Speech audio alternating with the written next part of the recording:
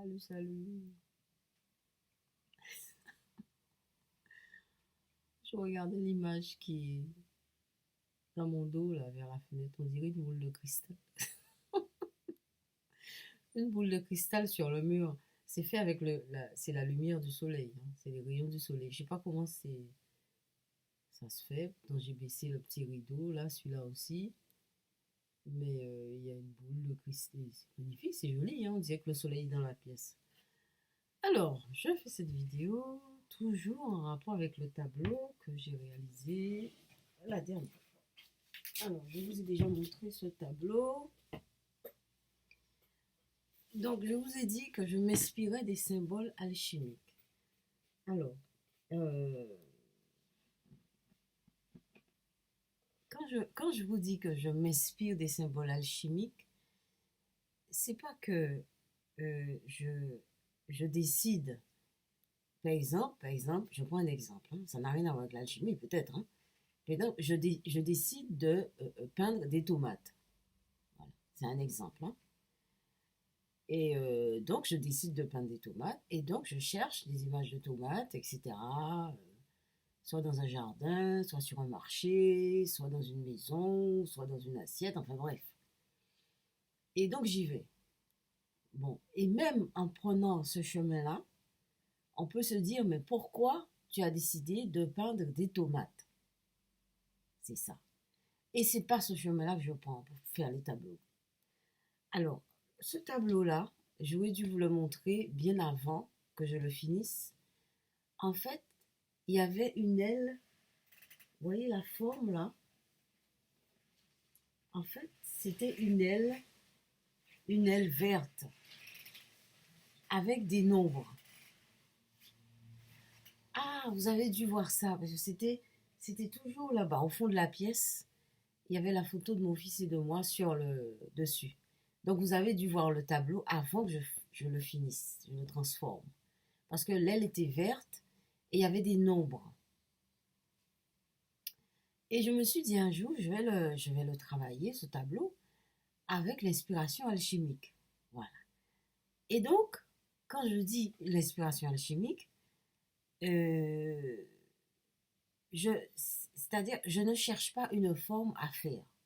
Je laisse venir, je laisse venir instinctivement, intuitivement, une forme que je ne sais pas, qui a un rapport avec l'alchimie, hein. Pourquoi je dis que je m'inspire de l'alchimie? Pourquoi? Parce que je lis Jung, je lis des textes de Jung, et Jung, évidemment, est imprégné d'alchimie. Bon. C'est pour ça que je dis que je m'inspire des... Alors, c'est pour ça aussi que je dis, quand on fait ce travail sur soi, en parlant de soi, j'ai vu un article qui expliquait bien ce que ça voulait dire le soi. Mais je vais revenir là-dessus, ça c'est autre chose. Quand on fait ce genre de travail sur soi, eh bien, enfin, c'est conseillé, enfin, moi je conseille, je ne sais pas si j'ai vu ça écrit quelque part dans un bouquin, je ne sais plus. Euh, c'est fortement conseillé de créer. Je vous dis ça, je vous ai parlé de ça hier, je crois. C'est important de créer parce que, en fait, surtout en me pour ce qui me concerne, créer des images, des tableaux. Parce que ça laisse des traces et on peut faire des liens. Voilà. Bon, c'est vrai qu'on peut écrire aussi. J'aurais écrit sur. Au lieu de faire le tableau, j'aurais écrit le tableau. Enfin, j'aurais laissé des traces. Bref, voilà, voilà. Voilà ce chemin, voilà pourquoi je dis inspiration alchimique, c'est-à-dire que je me laisse toucher. Je fais des lectures, voilà. Après, j'ai des tableaux que je dois faire, des toiles que je dois réaliser ou retravailler.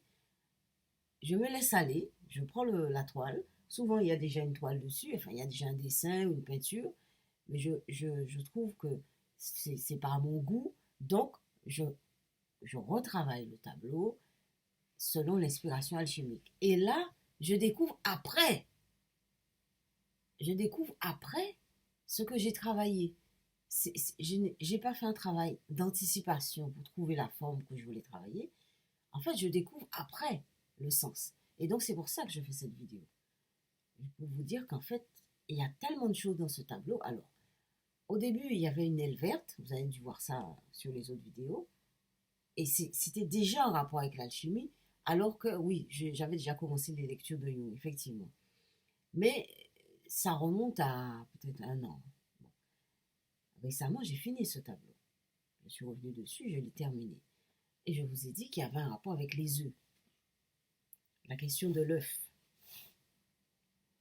Vous voyez, le jaune, par exemple, prenons celui-là. Voilà.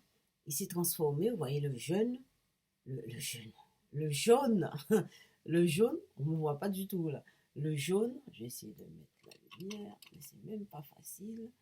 Voilà, voilà. Il y a le jaune qui se transforme en chiffres et ça fait des nombres. Puis bon, voilà, voilà. Après, donc, il y a l'œuf qui est un symbole fort en alchimie et il y a le nombre qui est aussi un symbole très fort. Enfin, c'est pas un symbole, c'est une qui a un sens très fort en alchimie. Et figurez-vous, le nombre est en rapport avec l'image. Mais il fallait trouver l'article, hein. Alors j'ai trouvé l'article. Alors, c'est quand même terrible, hein. Voilà. Donc, je pose le tableau. Alors j'ai trouvé l'article. J'ai pas encore vraiment lu à fond, hein, l'article, hein.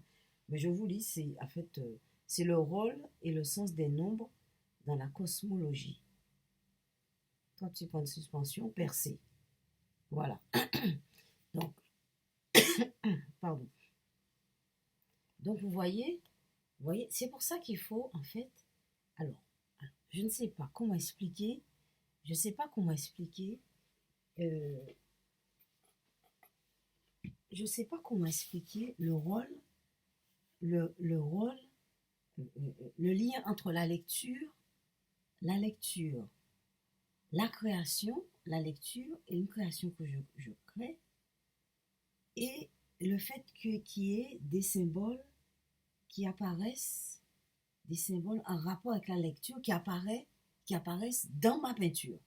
Bon, c'est évident, le lien est simple, hein, j'ai fait la lecture, donc je me suis laissé traverser par cette lecture, je suis devenu un canal, et donc à travers ce canal passent des informations. C'est tout ce que vous comprenez, hein, à ce stade. Et voilà. Et donc ça donne ça. C'est pour ça que je vous dis, il faut, quand on est sur sur un chemin de connaissance de soi, c'est important d'écrire, de peindre, de faire des vidéos aussi, d'enregistrer, de faire des photos, laisser des traces. Comme ça, vous allez revenir, vous allez pouvoir analyser et continuer le chemin, évoluer. C'est quand même extraordinaire. Alors, je fais aussi un petit travail sur comment les productions des personnes en art-thérapie, en rapport avec leurs histoires. Ah mais c'est la même chose. C'est la même chose. C'est comme si il y avait, je sais pas comment expliquer ça. Je sais pas. Est-ce que c'est un rapport avec le regard? Enfin bref, on va trouver. En continuant le travail, on va trouver. Mais c'est quand même très fort. Je trouve que c'est très enrichissant et c'est très fort. Alors le truc, c'est qu'il va falloir que je lise aussi les articles, que je vous fasse le résumé. Parce que si j'avais pas découvert cet article ce matin sur Internet, je n'aurais pas pu faire le lire. Je voyais bien qu'il y avait un lien entre les œufs, les nombres et l'alchimie, mais je ne pouvais pas confirmer. Maintenant, je confirme. Voilà. Donc, j'ai voulu faire cette vidéo pour ça, pour vous, pour moi, pour vous, et partager toutes ces connaissances avec vous. C'est super intéressant, c'est très riche. Et si vous pouvez faire ce chemin-là sur vous, dans votre vie, faites-le. Alors, j'ai commencé le travail avec le tarot. Je disais, hier, je discutais du tarot avec mon fils. On était en train, on devait aller faire les courses au Leclerc à côté. Et il me disait, le Ouija, il me disait que le Ouija était plus fort que le tarot. Je lui disais, mais le Ouija, moi je ne suis pas adepte du Ouija. Ça ne m'intéresse pas du tout. Peut-être dans un temps très, peut-être dans le futur, ou peut-être, je sais pas, peut-être. Mais pour l'instant, alors là, Ouija, ça ne m'intéresse pas. Alors, ah mince, l'image. Oh là, on est à 10 minutes. Je ça vite, vite, vite. Pour moi, le Ouija, ça laisse passer des manifestations. C'est très manifestation. Par contre, le tarot va vous aider, va vous imprégner dans vos émotions. C'est ce que je disais à mon fils. C'est tout aussi dangereux. Ça peut être dangereux. C'est très dangereux le tarot. Parce qu'il ne laisse pas de traces, le tarot. Vous avez un tarot dans votre vie, il va imprégner vos émotions, il va imprégner votre entourage. Il va il va se poser, il va poser. Il va se poser. Vous ne saurez même pas que le tarot s'est posé. Vous ne saurez même pas que le tarot est là. Il est dans votre vie, il est partout avec vous. Mais vous ne savez pas ça. Moi, c'est ce qui m'est arrivé. On m'a offert un tarot. Eh, mais le tarot, ça fait déjà plus de 30 ans. Mais le tarot est encore dans ma vie. Alors là, il a vécu tout avec moi. Allez, bonne méditation. À plus.